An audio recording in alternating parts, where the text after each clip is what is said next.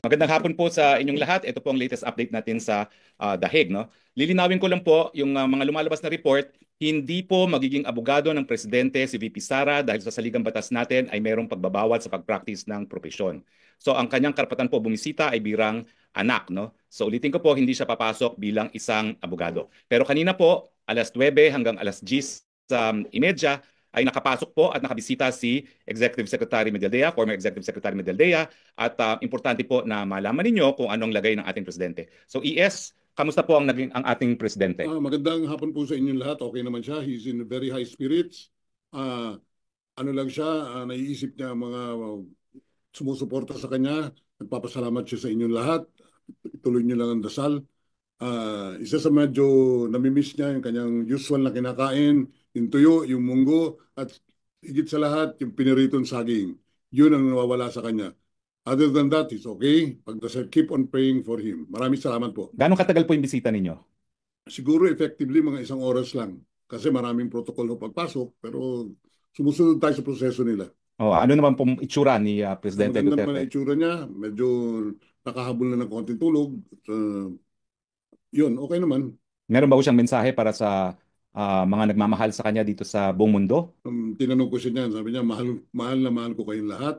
At maraming salamat sa lahat ng suporta na binibigay ninyo sa akin at sa aking pamilya. Okay. So maraming salamat ES ha. Si ES po ay nagmamadali, nasa baba ng kanyang sundo. We will give you the latest update pag meron naman po. Maraming salamat po. From The Hague, Harry Roque po, your spokes. Bye-bye. Si VP Sara, and today at 9 o'clock, si Executive Secretary Medaldea rin, former Secretary Medaldea. No? So ako, I can only rely on what VP Sara has said. No?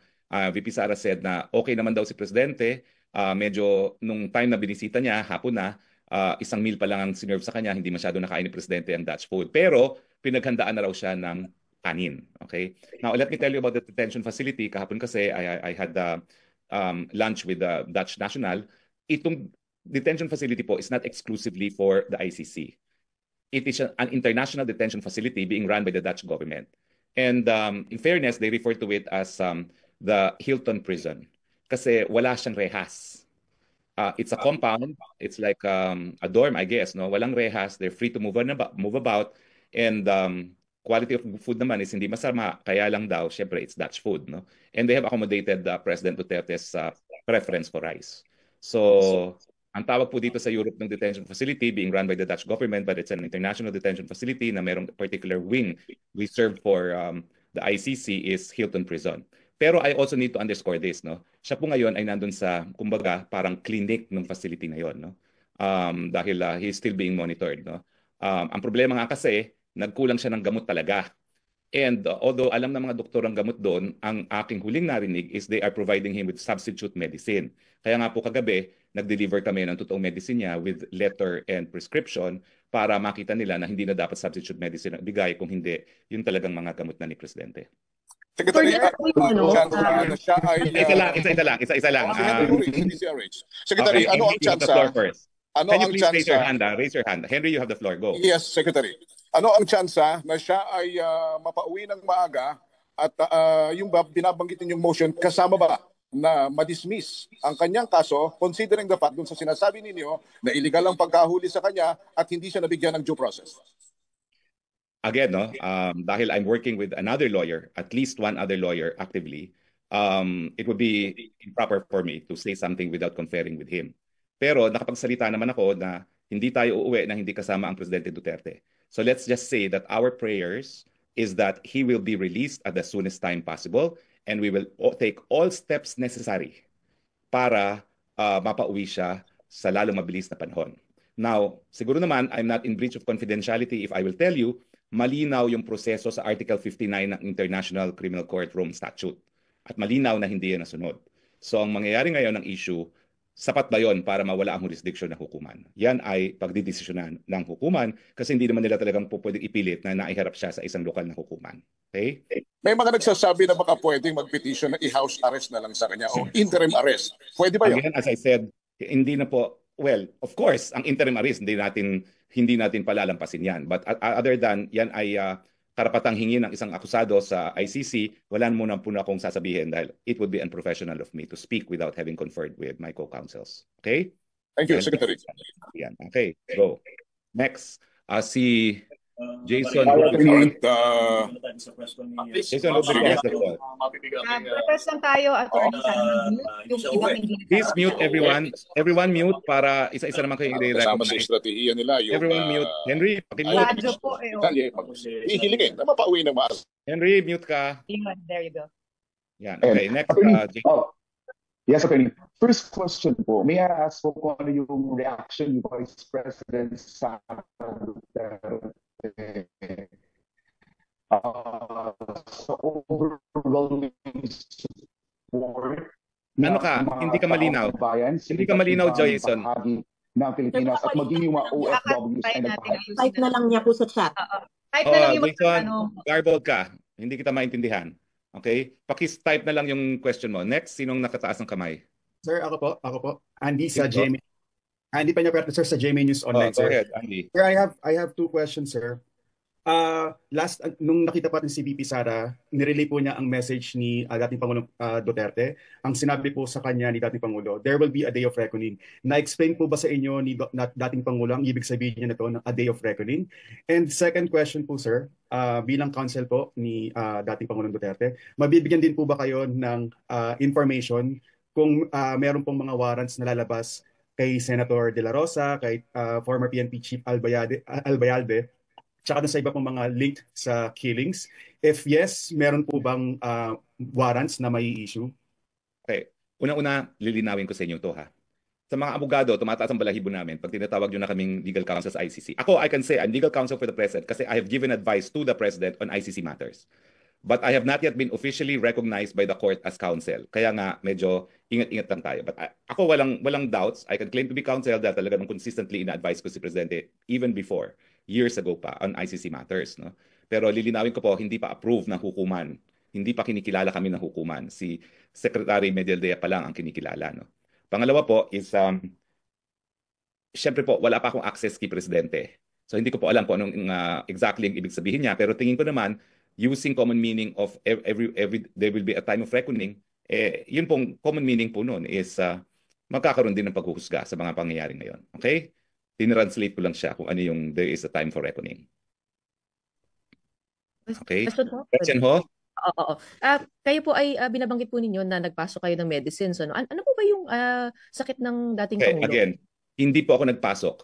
Iniwan po namin sa prison facility. Okay. Hindi po ako nakapasok. Okay? Iniwan lang po. Okay? Kasama yung sinyelas na rin-request siya at saka medyas. At ang medyas na binigay namin ay yung colorful na medyas pa. Okay? Now, so having said that, anong mga gamot ng Pangulo? That's covered by the right of privacy. Okay? He may be president, but he doesn't have to broadcast to the world his medical condition. That's considered absolutely private information. But he has been deemed as fit by the doctors inside, no? So hindi naman po serious. I'm sorry, again, you're not precise. He was deemed fit to appear. But it was also deemed fit that he will only appear by video. Malinaw po yun. Malinaw po yun. Kaya nga hindi na siya pina-appear. Okay? But his deemed fit is only for purposes of appearance by video. Okay? So that says a lot, I think. That says a lot already. Okay? Next is Jason Rubrico. Subukan mo ulit, Jason. Attorney, hello po. Mas naroon, Attorney? Yes. Yes po. Attorney, kanina, may we know the reaction of Vice President Sara Duterte doon pa sa overwhelming support na ipinapakita ng taong bayan. Yesterday, sunod-sunod yung mga prayer rallies, not just here in the Philippines, but also around across the globe po, mga OFWs na nagpakita ng suporta kay dating Pangulo Rodrigo Roa Duterte. Nako, talaga naman pong nakakahabag sa damdamin ni VP Duterte yung napakalakas na suporta na pinapakita ng mga kapwa Pilipino natin, hindi lang dito sa dahig, kundi sa buong daigdig. I can confirm that the VP, being of her generation, is always online. Siya pa nga nagbigay sa akin ng unlimited data from an eSIM, which is very powerful. She is forever grateful for everyone for showing their support to the President. And yan po nagbibigay ng lakas, hindi lang sa kanya, kundi sa buong pamilya na malalampasan din ni Presidente Duterte itong pagsubok na ito. Attorney, usap-usapan po online yung paggamit ng litrato ng mga yumaong individual ng makakaliwang grupo sa EJK rally At isa na nga rito yung doktor na pumalag dahil ginamit po yung litrato ng kanyang yumaong ama na di umano'y nasawi dahil dito sa extrajudicial killing. Pero yun nga, pumalag sila dito. Marami rin na ibang mga individual ang pumalag sa paggamit ng mga litrato. Nakaabot ba ito kay Vice President Sara Duterte? And you, Attorney, ano po yung reaction niyo dito? As I said, mas bata si VP Sara sa akin, mas tech yan. In fact, siya lahat ang nag-ayos ng aking communication requirements, no? Including my eSIM. No? Kaya malakas ngayon ang aking Wi-Fi. No? So alam po niya yan. She's forever grateful. Pagdating dun sa mga fake news, ang aking payo lang sa publiko, mag-ingat po tayo sa fake news at kaya nga natin gagawin na itong regular press briefing nang wala na pong hindi pagkakaintindihan dahil sa fake news. No? At kaya ko rin po hiningi na magsama-sama na tayo dito sa isang GC at isa na lang briefing dahil we are terribly undermined po. Ang nandito pa lang ako, E.S. Medaldea, VP Sara, and Robin Padilla. So between the welfare of the president and the legal requirements and then Hoffman, no? You can appreciate na talagang we are really undermanned right now, no? So I ask for your indulgence, talagang dito tayo mag-uusap. Okay? So wala na? Sir, Oh yes, then. just to clarify yung composition ng inyong legal team, we were also informed na kailangan ang mga miyembro ng legal team. Sabi nyo nga, di ba, ICC accredited. So, paano nagawa Oh, ko? wait. Halimbawa, Unang-una, it's not an absolute rule. But of okay. course, it's the caveat of the client, of the accused. Because international criminal law is not only a branch of international law, it's a further subspecialty of international law. And unless you have specialized training and experience in this field, talagang everything will be Greek to you. It's not enough that you're a Philippine lawyer and appear, although there is no disqualification. Kaya nga, hindi ko alam kung nagawa na ito ng registry eh. Kasi si ES naman kasi kasama niya sa aeroplano. No? But the very first thing that the registrar will ask the accused to do is, here is the list of 200 lawyers accredited by the list council. And the criteria, a single criteria is proven competence in the field of international law. Okay? So you may hire lawyers outside of the list subject to the caveat that it's a specialized field of international law. Okay, kasi po yung nabanggit nyo, halimbawa, si VP Sara, hoping also to be accredited also by the ICC, tama ba? Or just to be Yes. recognized as a lawyer It's of not a requirement to represent that you're part of the list, but of course, if you're going to ask the court who should represent you, they prefer that you choose someone from the list kasi nga may proven competence in the field of international criminal law. Ulitin ko po ha, kung mag-a-apply si VP Sara, it's only because she needs access to the president. And as a family member, mukhang every visit requires communication with the detention facility. So just to be clarified, para hindi po kami magkamali, so we will say na parang nagpapalista siya as a legal counsel of the president, not ICC. No, CBP. legal counsel Okay, of the of the president president. to Okay, give her a counsel's access to an accused while Okay. under detention, And which one should last, be bettered, no, na hindi po pwedeng pagbawalan. Samantalang ang magbisita ng pamilya ay subject to restrictions. okay, and then, kayo sir, di ba, nagpapa-add kayo as ICC legal counsel? Yes, dahil nasa list naman talaga ako. Okay? Okay. Let me just take this opportunity, sir, kasi yung mga mga victims' family are saying they're being trolled by the Duterte supporters, and sabi ng kanilang counsel, it will help the case and it will affect yung case ni dating Pangulo. Reaction nyo lang po doon. Wala po akong reaction doon dahil hindi ko naman alam kung tinotroll sila eh. Hindi ko alam kung sino sila. Malalaman pa lang po namin kung sino sila kapag reveal na ng prosecution. Kaya nga po, sa lalong mabilis na panahon, dapat mabuo na itong legal team kasi magsisimula na po yung proseso ng discovery. Sa But you ngayon po, don't encourage.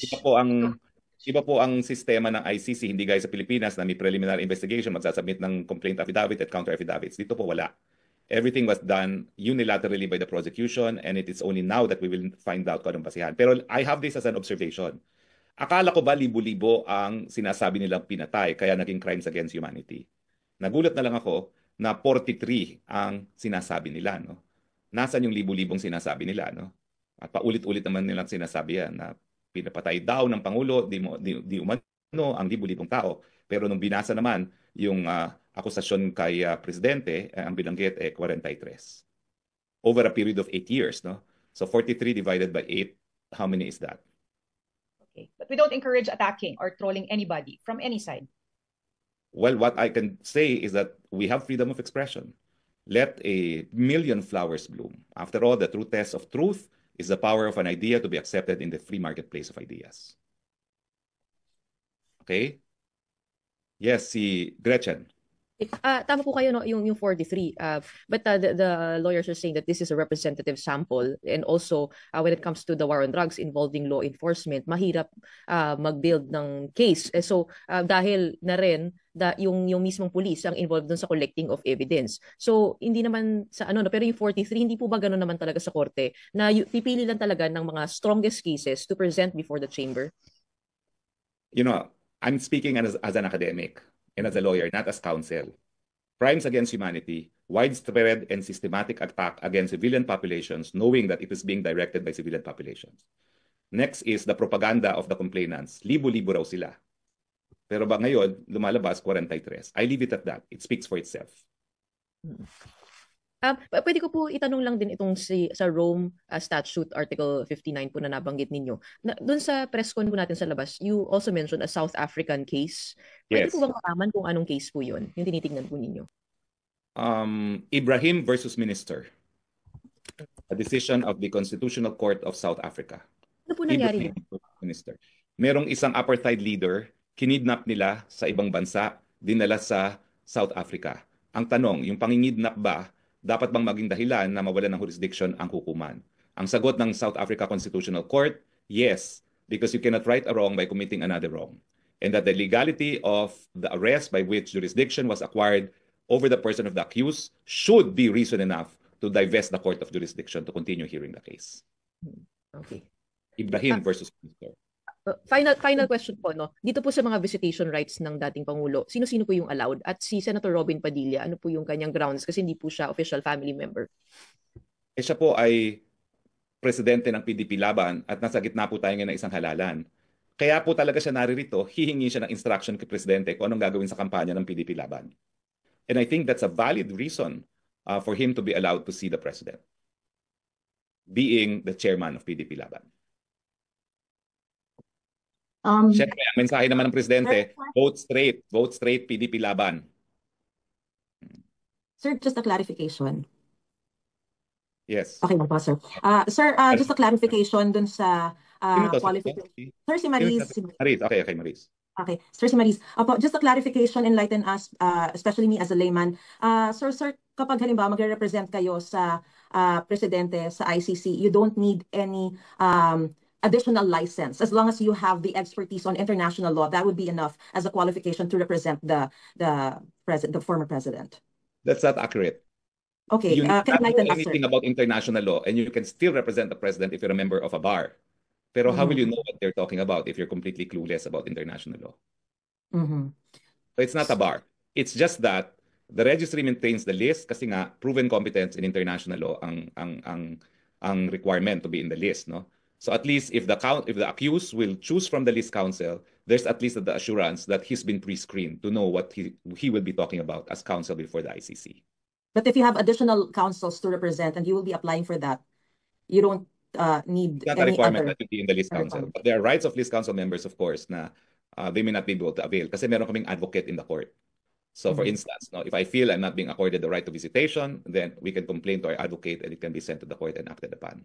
It works as a bar association. So it represents the lawyers appearing before the ICC, specifically the concerns on parity of arms. Kasi talagang lahat ng karapatan binibigay lang nila sa prosecution. All right, sir. Thank you. Okay, so okay na si Gretchen, okay na si Jason. I have no further questions. Okay. Sir, this is Joe Feltesorio from correspondent of ABS-CBN.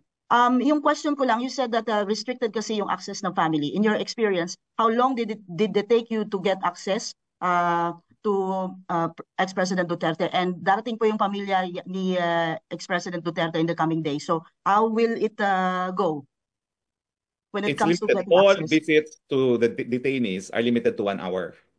And all are subject to approval if you are family.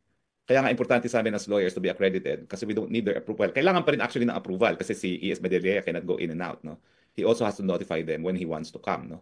Pero they have more counsels, of course, accredited and recognized counsels by the court. Know that the right to counsel is one of the basic and fundamental right of all accused in the ICC. And then follow-up lang po, yung 1 hour na visit na yan, how long did it take you to get the permission? Si E.S. Medellea yun, no? Si E.S. Medellea kasi, as the accompanying lawyer, was recognized as early as possible as lawyer, no? So siya naman, he filed it the day before. And he was only notified on the day itself na pwede na siyang pumunta. So, mabilisan because otherwise, hindi matutuloy yung proceedings na walang counsel na present si Presidente Duterte, no? So, they also had to make sure that the President was represented by counsel on the first hearing.